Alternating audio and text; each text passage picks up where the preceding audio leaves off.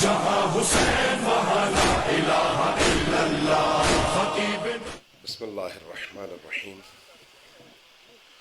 میں سب سے پہلے اسٹیج پر تشریف فرما تمام اپنے بزرگ علماء کرام اور قائدین محترم سب کا تہ دل سے شکر گزار ہوں، چونکہ آج کا دن اس حوالے سے قوم کی یکجہتی، مکتب تشیع کے تمام گروہوں اور تمام اداروں کی یک آواز ہونے کی خوشی کا موقع ہے. اگرچہ غم کے ایام ہیں، لیکن اس حوالے سے اس پنڈال میں لگ بھگ سب نمائندگیاں موجود ہیں، اور اس اعتبار سے آج کا دن بہت بڑا دن ہے.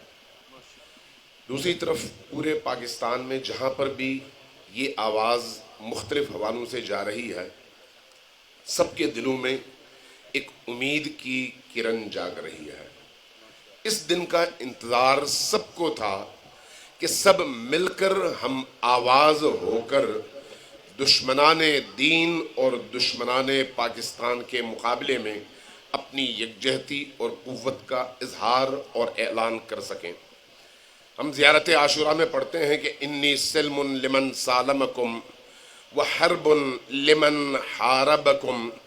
تو آج اہل البیت علیہم السلام سے اپنی یکجہتی اور محبت کے اظہار کا بھی موقع ہے، ان کے دوستوں کو اور ماننے والوں کو اکٹھا کرنے کا بھی موقع ہے، اور اسی طرح سے ان کے دشمنوں کے مقابلے میں سیسا پلائی ہوئی دیوار بننے کا بھی موقع ہے. جو اہم بات ہے وہ یہی ہے کہ ریاست کی جو پالیسیز ہیں وہ اس وقت ایک بہت بڑا سوال ہے. ہم سے کہا جاتا تھا کہ یہ ضیاء الحق کے دور کی پالیسیز ہیں، اب اس میں تبدیلی آ گئی ہے، لیکن نواز شریف دور کے آخری حصے سے لے کر عمران خان کے دور کے اس تیسرے سال کے خاتمے تک تشیع کے حوالے سے جو پالیسی ریاست اپنا رہی ہے اور ان پالیسیز کو عوامی تحفظ کے فراہمی کے لیے دہشت گرد، تکفیری اور ناصبی عناصر کو جس طرح سے استعمال کیا جا رہا ہے، یہ میرا خیال ہے ہر شخص کی آنکھ کھولنے کے لیے کافی ہے.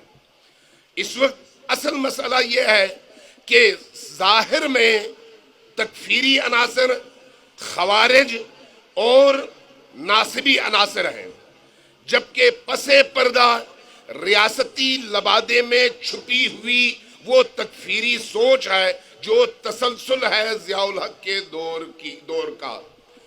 آج جس چیز کی ضرورت ہے وہ اس چہرے سے نقاب الٹنا ہے، اور میرا خیال ہے اس بات پر ملت تشیع میں کوئی ابہام نہیں ہے کہ مکتب تشیع کو عالمی اس ایجنڈے کے تحت، عالمی اسٹیبلشمنٹ کے ایجنڈے کے تحت آئسولیٹ کرنے کی اور دیوار سے لگانے کی مسلسل کوشش ہو رہی ہے.